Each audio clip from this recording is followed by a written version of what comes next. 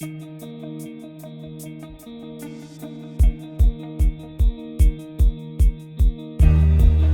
farmers say cheap imported meat and crops produced to lower welfare and environmental standards are undermining the industry. Some farmers are accusing supermarkets of misleading customers with their labelling.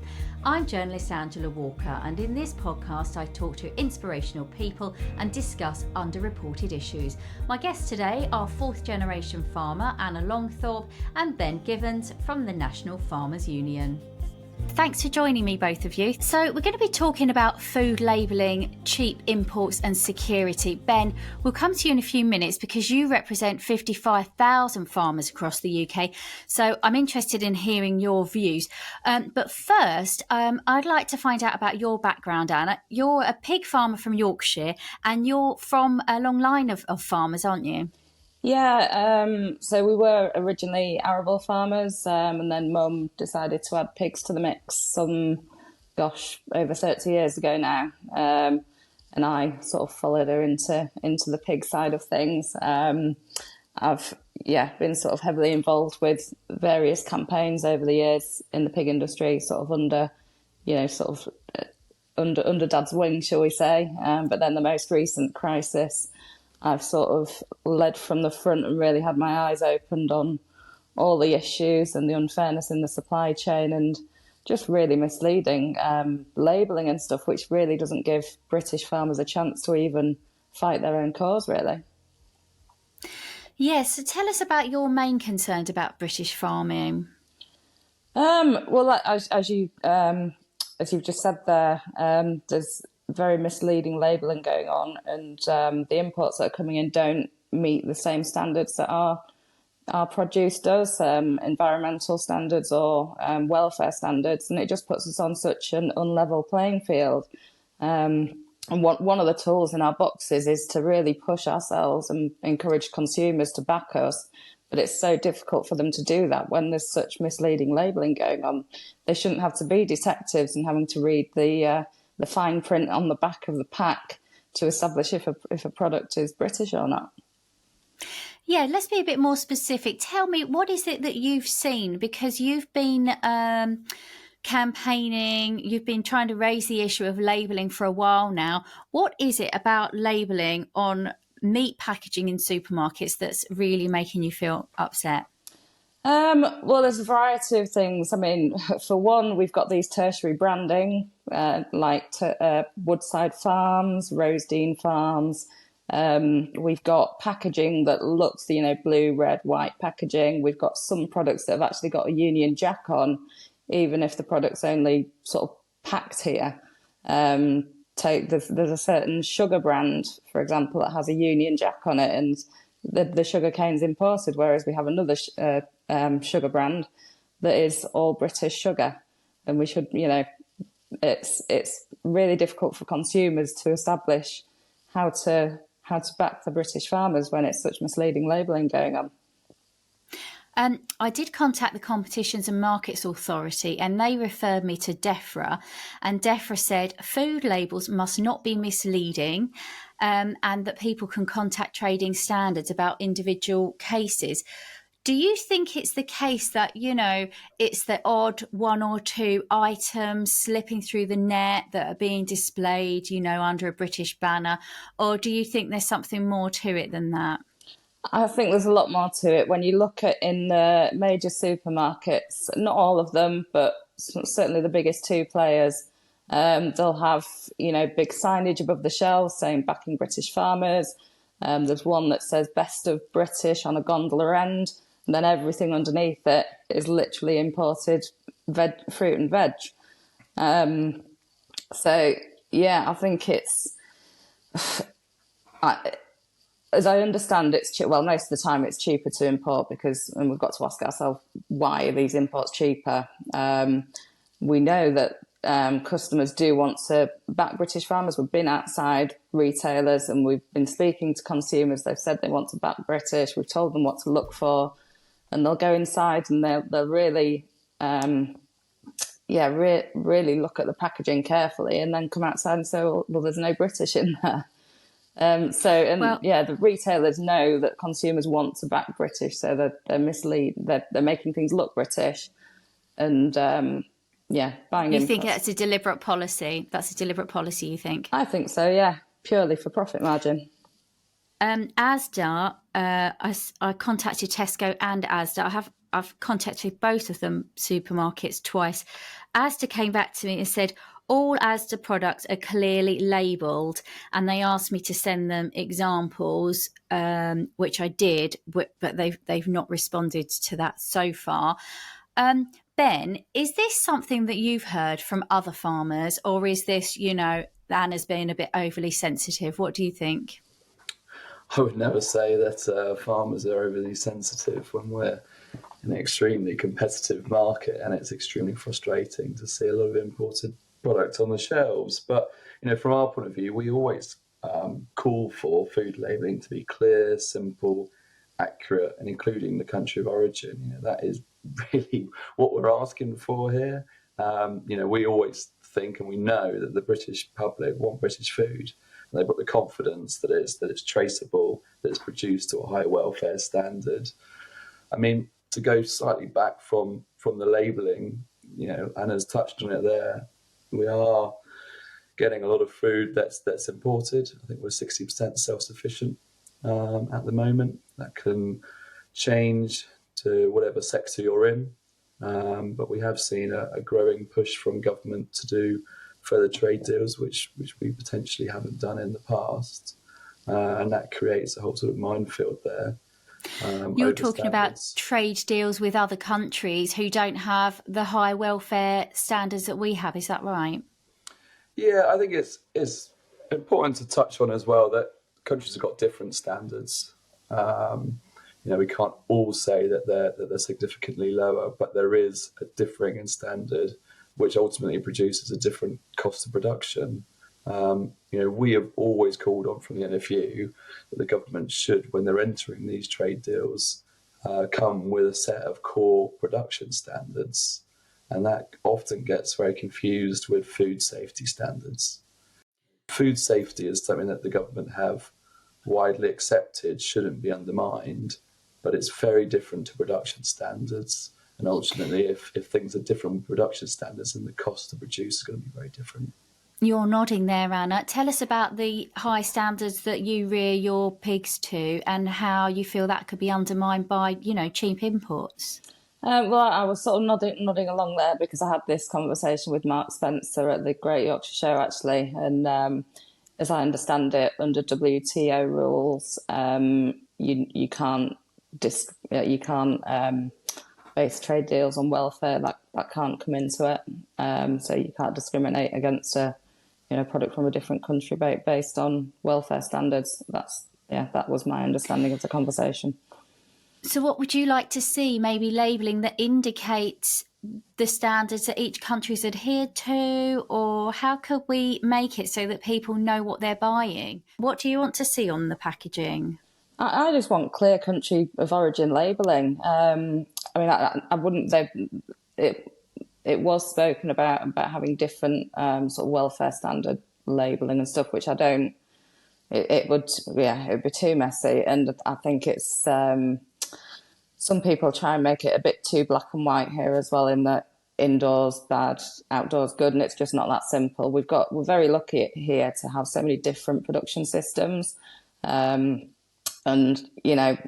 whereas on the continent, most of your pork will be produced indoors. Some countries don't have any outdoor pigs whatsoever, and we've always said over here the consumer is incredibly lucky to have so many different production systems. All high welfare. But we do have, we do know if we're buying free-range chicken, don't we? So wouldn't people want to know if they're buying, outdoor reared pigs as well, do you think? Again, consumers, it's quite difficult for them to understand the different production systems. We've got free range, we've got outdoor reared, we've got outdoor bred, we've got indoors, we've got different levels within those. So, and you just can't be that black and white that, like I say, you can't say outdoors good, indoors bad, because it's not that simple. We were free range pig farmers, but we've recently, because of various disease challenges, we've had to take some pigs inside. And, that's better for the animals' welfare because we don't want to send more pigs to an outdoor site that's got disease. We're better off sending it indoors. Sure. So I know when we've had avian flu, the chicken farmers have to bring the chickens indoors, and they're not allowed to sell their eggs as free range then, are they? But of course, it's a welfare issue to protect the flock. So I guess that's the same when we're talking about disease. Before Brexit, I covered the issue of food security many times, and some farmers told me exactly this, that they were concerned about imported produce not meeting the same high standards as homegrown. Ben, what is the situation like now? Is that a fear that's coming to fruition? I think it's something that we're going to have continual fears on. Ultimately, I think if we look at what's being done with some of the trade deals or the trade policy, I think we're going to see more meat potentially coming into the country. We've done a deal with Australia and New Zealand. We're in the new sort of Asian Pacific trade bloc now. We're looking to do trade deals with India, Canada, US. It would be hard for me to dispute and suddenly say, I don't think we're going to see imported food. We're probably going to see a variety of what's coming through, which is what's going to be different.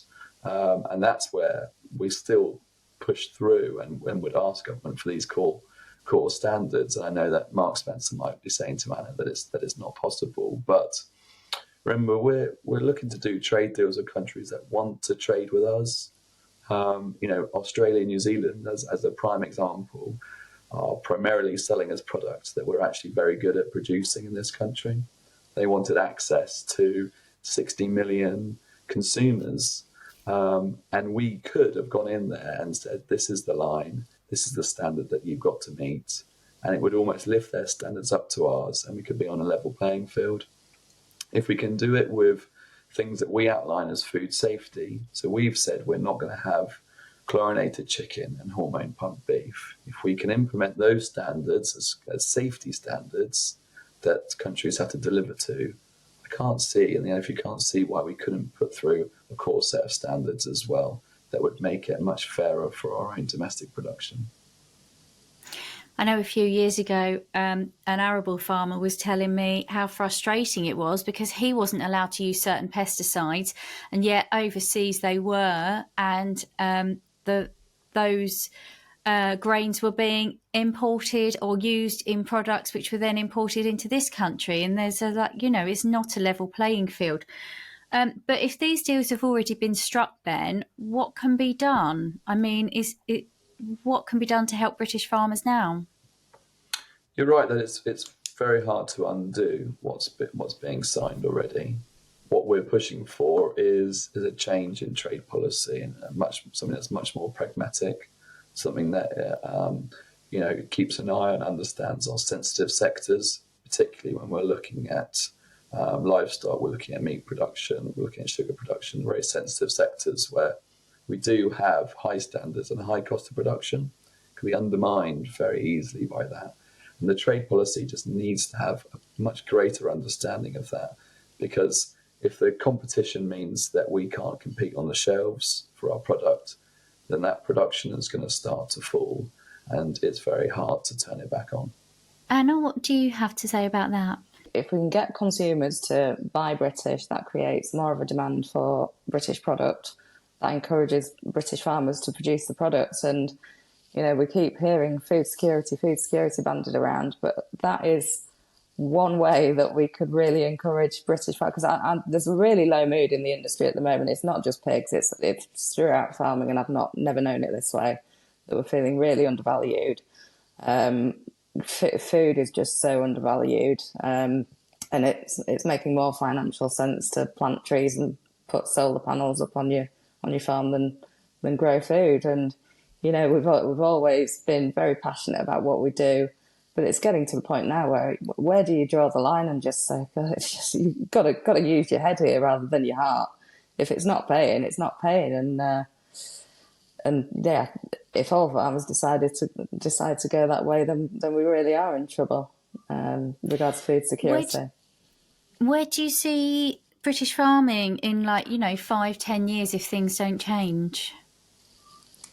It's a difficult one. There'll be some, yeah.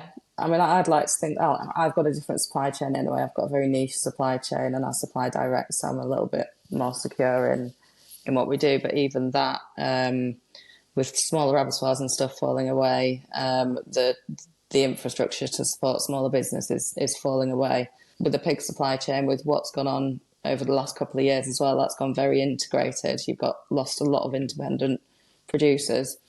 And it doesn't seem like the retailers really care where the produce comes from, and they don't seem to be looking long term about that either. As long as they can get something on the shelves, whether it's British or imported, I don't think they really care. It's whatever makes the biggest margin short term for shareholders. So unless we start thinking long term, and I don't think the government's particularly good at that, are they? Then I think we're in trouble.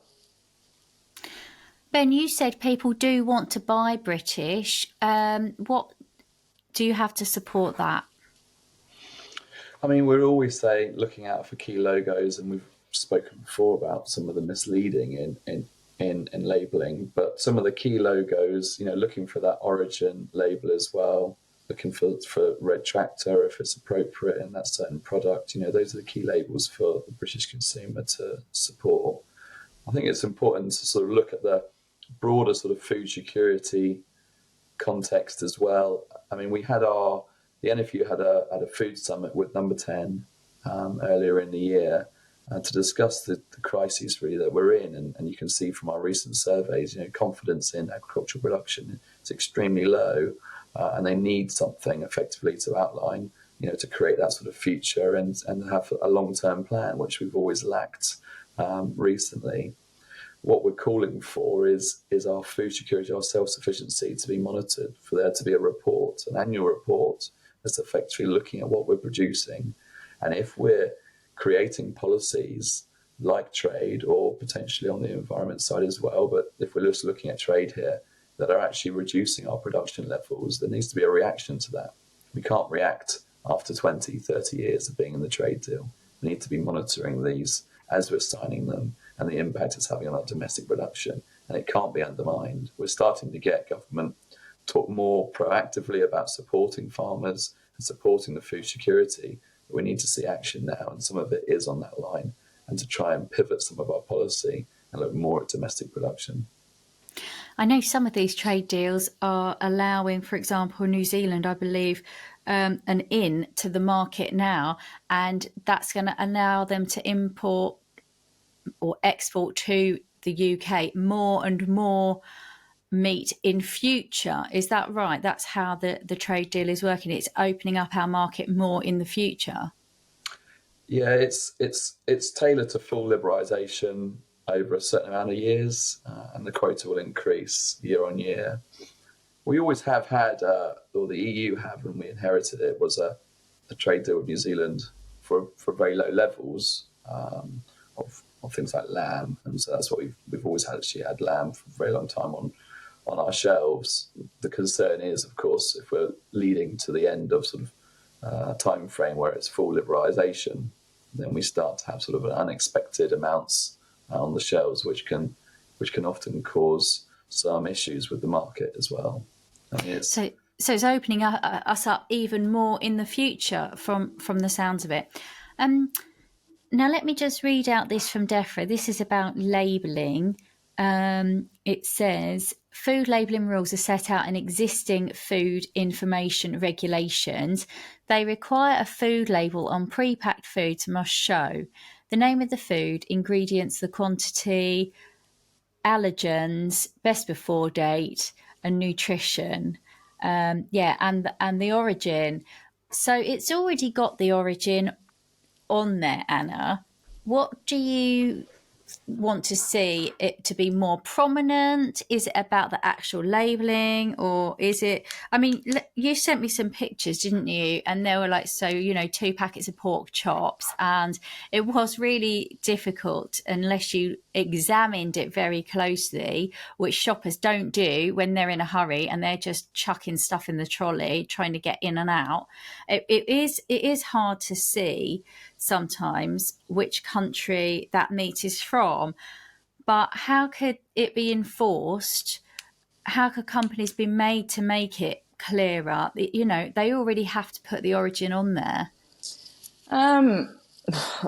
It's a difficult one. I mean, they could do something just, well, I mean, there's obviously the red tractor, but that is if you're shopping in a supermarket. If you're shopping in a butcher shop, then you're buying loose meat. So it's a really difficult one, and it's quite upsetting that we've clearly just completely lost integrity when there's such misleading labelling going on. I don't see why it can't just be clear, just with a Union Jack or something, if it's produced in the UK. Would you like to see it, the country of origin written in a certain size or something like that? Possibly on the front of pack, in a certain size font, maybe in bold. I mean, you've mentioned the allergens there, ingredients. I mean, I have a right going on with labelling in my personal business. I have trading standards come round, and if the ingredients aren't in the correct order, if one ingredient's in front of the other one, it should be the other way around. Then they come down on me and they make me change my labelling.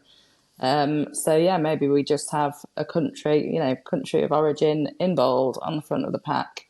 No misleading going on. No, if there's a load of imports in a supermarket, let's not have big branding on the top of the shelf saying supporting British growers. If it's underneath, just some sets of standards possibly for retail, designed to not mislead consumers, just basically to do as you say on the tin. I mean, that's what I set my whole business on, is doing as I say on the tin, and I feel like I'm shooting myself in the foot half of the time, because the people that aren't doing as they say on the tin are thriving.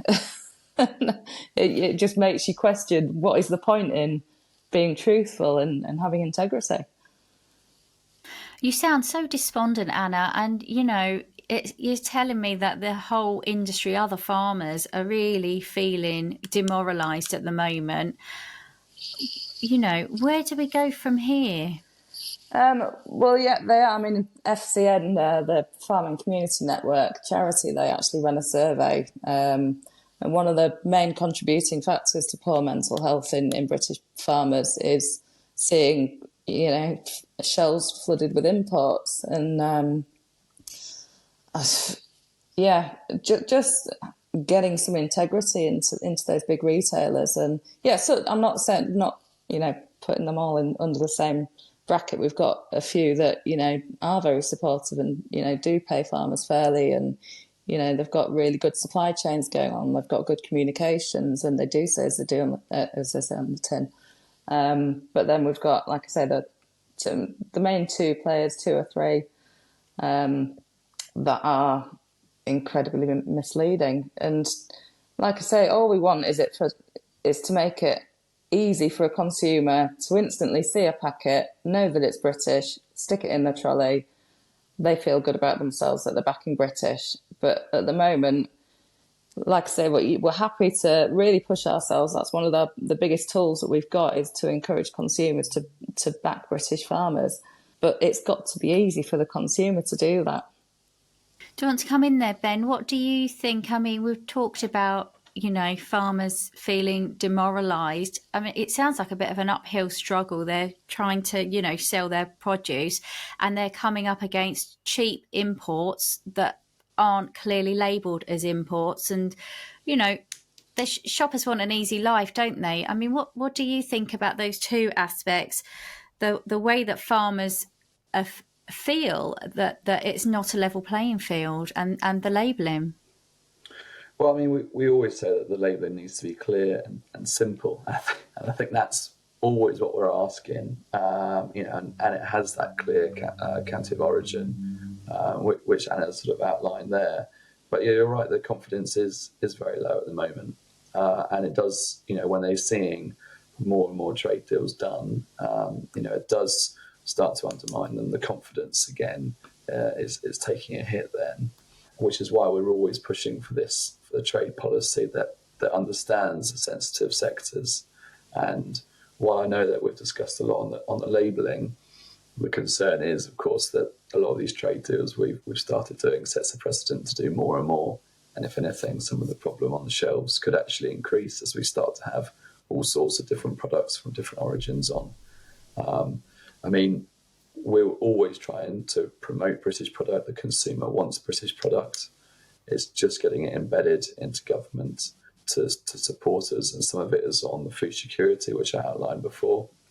Some of it is always also as well taking an interest in what's happening on retail level. We've always been calling for fairness in the supply chain. There's a real concern, particularly in pigs, which we've seen beforehand, and eggs to a degree as well, where we have this sort of boom to bust level when production and supply is very, very strong, and then price crashes and you can't turn it off. And Anna will tell you that you can't turn it off, and you're then producing, if you're not careful, to below the cost of production. Tell me about that, Anna. Tell me about the difficulties with the supply chain. Why is it so complicated, and what's going on? Well, it's always been a very unfair supply chain, with the farmer taking all of the risk. Retailer, so you've got three different levels. You've got retailer at the top, processor in the middle, farmer at the bottom. Retailer holds the hammer, basically. I sometimes liken it to a bit of a drugs gang. That the guy at the top is, pulling all the strings, getting the processor in the middle to do the dirty work and, dictate to the farmer what they're going to be paid, how many pigs they're going to take. Farmers and the processors have contracts, but so 18 months, 2 years ago, those contracts were just basically ripped up, and contracted number of pigs weren't taken by the processors. And that was at the same time when you saw all these supermarket shelves flooded with imports. It was said that because of Brexit, we didn't have enough butchers and processors to butcher and slaughter the pigs. But actually, when you look at what was on the shelves, all the photos that I sent to you, was, pork that had been butchered here. So we had capacity to butcher it. It just actually happened at the time that imports were cheaper. So they were leaving British pigs on farms, and some, we had contingency plans. We always have to have contingency plans as a farmer. Processors don't have to have contingency plans. Retailers don't have to have contingency plans when it comes to animal welfare. So basically, room ran out on the farm. As Ben said, we can't switch off the tap. We've got new pigs being born all the time. We've got to keep those pigs moving off farm. Otherwise, you just end up in a bottleneck, and that's what happened. Some farmers ended up culling and wasting healthy pigs, which is why, there's now a DEFRA review going on, trying to sort of balance up the supply chain. But like I say, that just demonstrates perfectly how the farmer takes all of the risk. But actually, during that time, one of the things that farmers really tried to do, we actually kicked off a campaign, Bite Into British, encouraging consumers to back British farms, make sure they're buying British pork. But then, we wanted to do something really positive, because we're at risk of commercial retaliation if we expose what's going on publicly. And, we did. Some farmers were threatened. Some farmers were told their pigs wouldn't be taken because they'd been too gobby. Our positive way of trying to get through that was to encourage consumers to buy into British, but they couldn't do it because of such dodgy labelling. And as the photos that I showed you, shelves flooded with imports, the odd pack of British, but very difficult when it's all packaged exactly the same, with the odd UK, but then everything else, German, Netherlands, whatever. Yeah, they all do seem, even though it says on the packaging, it's German or whatever, those products do appear to be mixed in with the British ones. So I see where you're coming from there, that's for sure. Anna, so you're like fourth generation farmer. What feedback have you had from your family, and what have you seen through the years when it comes to changes in farming? Oh gosh, it's a difficult one because I've said this latest crisis. This is the first one that I've really felt, to be honest, because like I said before, I was always sort of under my dad's wing. So I might have been holding a placard, but I didn't understand the financials and the nitty gritty. Whereas this time, I felt everything. Like I said, we had a niche supply. We have a niche supply chain, but because where I buy my weaners from, they were let down on their contract, so I ended up with loads of extra pigs on farm as well. So, I felt it all. I did everything within my power. Worked 24/7 like all the other pig farmers did out there, creating extra space on farm. And yeah, it was a really tough time. But as farmers, you dig in and you do whatever you can, and you look after your animals to the best of your ability, and you put everything in. And we were fortunate to get through it without having to cull any pigs. But it haunts me in the knowledge that some of my colleagues had to do that, and I know that will stay with them forever. So yeah, I don't know what the silver bullet is, and I've been looking for it for 2 years. But yeah, as I keep coming back to, it's not just farming actually now. We're just really lacking basic integrity in government, in supply chains, in not just food supply chains, in all supply chains from what I can see. And I don't know how you legislate for that. Do you think it's to do with, people buying from massive supermarkets and they're not buying from, smaller butchers? Because surely if you were selling directly to a butcher and I was buying directly from a butcher, then you've got a much smaller supply chain and you'll get a fairer deal and I know what I'm buying. Is it just because everything's like mass produced now? It can be, like I say, like as I said before, you find the infrastructure for smaller businesses sort of falling away. The small abattoirs, the logistical network. I've looked at other, putting my pigs into other abattoirs, but they want, you'd have to go have a certain type of lorry with a certain type of rail system to pick it up, and it's, I'm finding myself just having to do more and more, on the ground stuff rather than running the business, shall we say. I'm just having to run myself ragged just to keep the wheels turning, and firefighting a bit. And I don't know, it's a bit of a COVID hangover, I suppose, and the pig crisis, and the flux that's been going on over the last few years. But from what I can see, big businesses really taking hold, and capitalism isn't working. in my eyes. But yeah, I don't know where we go. What do you think, Ben? How can we encourage people to buy British? Well, I think it's important to point out as well that the majority of people will buy obviously from a major retailer, and actually the majority will buy on price as well, particularly at this point where we've got the cost of living crisis. It's so important that we're in the market and that anyone in the UK has access to British food, which is sustainable, climate-friendly food, and they're available to afford on a budget as well. And like I said, the whole discussion is on cheaper imports.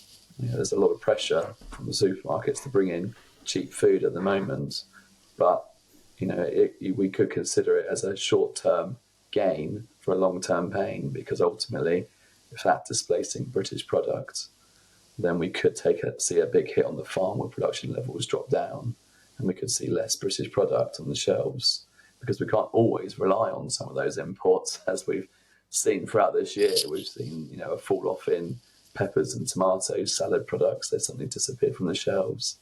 We saw eggs disappear from the shelves for a little bit, and then suddenly Italian eggs come in. So we've had these tangible examples of what happens when we suddenly see a big, almost like a surge in imports, and then relying on them.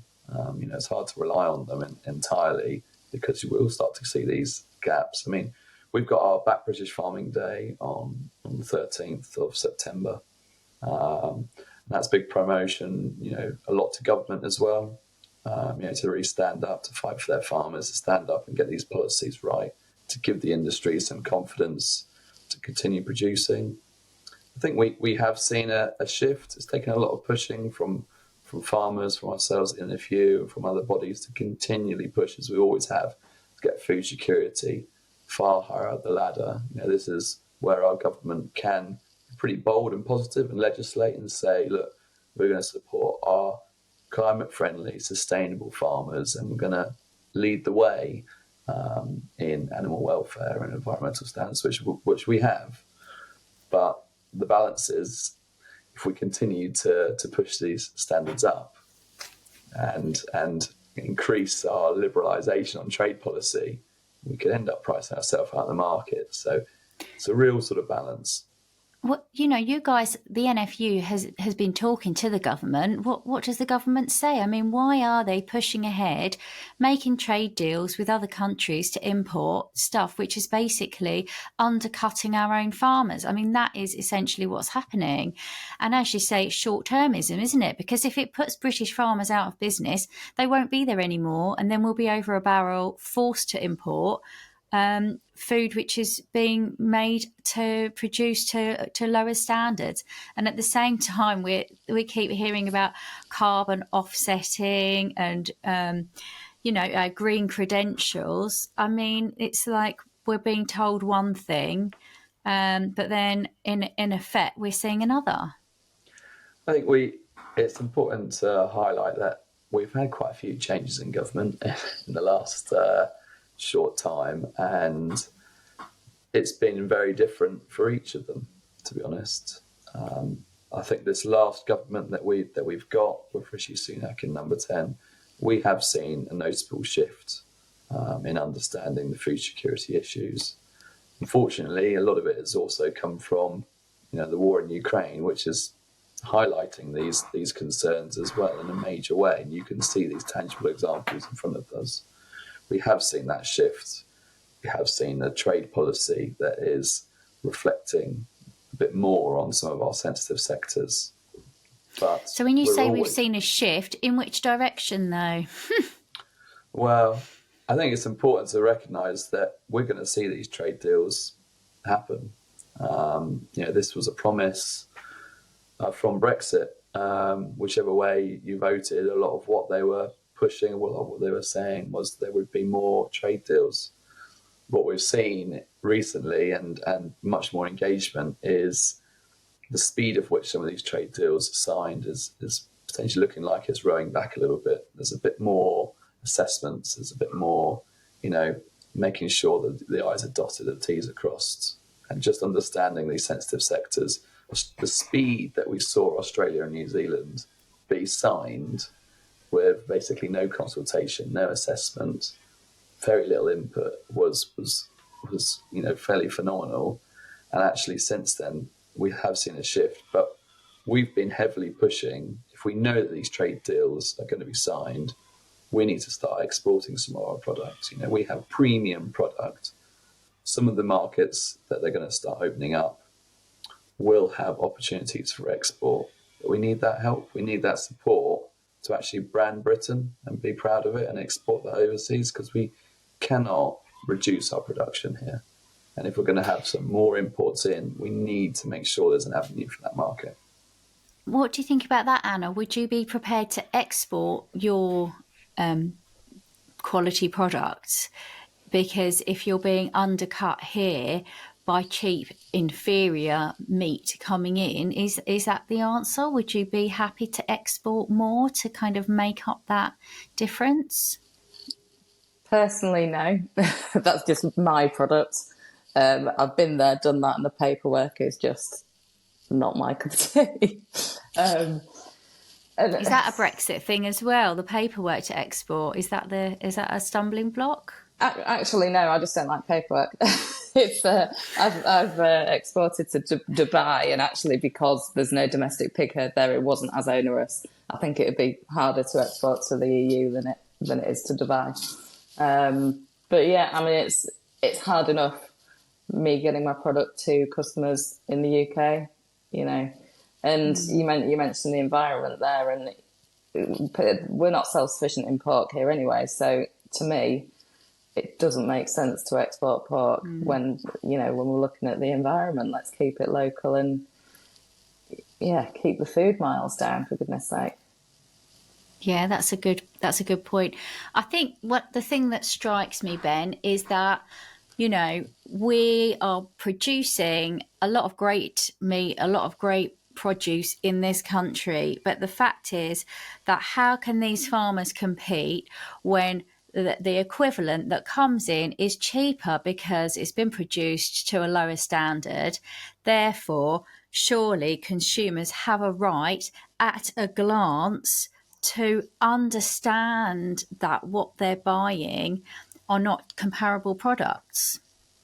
Oh, absolutely, and that's why it harks back to that core standard push. You know, that's why it has to be there. We can't be bringing in products that is illegal to produce here. It's pretty much as simple as that, isn't it? It has to be a level playing field, and I think we feel the legislation should be on that side to help the consumer. That would help the consumer rather than adding a ton more labelling on products. I mean, there's always a concern of adding more and more. We want to keep it simple. If the legislation, the framework's there to not bring in products which would be illegal to produce here, it makes it so much simpler on a shelf for the consumer who's rushing, not necessarily reading the whole product. They're buying on price a lot of the time. You know, if the legislation is there, focusing on our core standards and saying, if you want to trade with us, if you want to bring your product in, has to meet the same level. And then actually, we could take that into a whole new positive and say, actually, Britain is proud of its high welfare, high environmental product, and it's actually lifting the standards elsewhere. You know, we could have gone at this a completely different way. It's actually hard to believe, really, that you can buy meat in this country which has been produced to a standard which would be illegal here. I just don't think. Do you think that consumers realise that's going on, Anna? I think more and more people are engaging now. What I think we've got is a skipped generation where, say, my grandparents, they probably had a couple of pigs in the backyard, and they totally understood the whole food supply chain. You know how a product is produced, and that it has to be slaughtered and X, Y, and Z. Funnily enough, we've had farm visits and then done butchery demos in schools, just to show this is our high welfare pigs. This is the whole process. And when we've gone in, they've all loved the farm bit, kids and teachers. When we've gone in to do the butchery demo, taken half a pig into the school, the kids have absolutely loved it. Wanted to know everything, how the pig's slaughtered, want to know the ins and outs of everything. It's the teachers that are there wincing in a corner, not wanting to link the two. So I do think we've got a skipped generation of some consumers who just see milk on a shelf, meat on a shelf, in that it comes from the supermarket. That's where food comes from. And even when I first started back in the day at farmers markets, I used to have my meat in the counter, a video of my pigs running around in the field, and I'd have sort of the middle-aged, well, back then when I was younger, I think I'm now middle-aged, but middle-aged then coming up to me saying, "Oh my God, does ham come from a pig?" And then other You're kidding me. No, other people coming up saying, "Oh, you're sick, you are," but then carrying a bag full of Danish bacon that's produced to inferior welfare standards. And I'm like, if you care about animal welfare, then you've got to think about where your food comes from, because if you don't, you're unknowingly supporting lower welfare standards. And as a nation of animal lovers, you know, we want to support higher welfare standards. So that's why we need clear labelling and we need British products on British shelves. Thanks very much, Anna. And thanks for joining me, Ben. Thanks very much. I'm journalist Angela Walker, and today I've been in conversation with farmer Anna Longthorpe and Ben Gibbons from the NFU. I hope you've enjoyed the show. Please do review the show and subscribe, because it makes it easier for other people to find it. And if there's a story you think I should be investigating, get in touch through my website. Till next time, take care.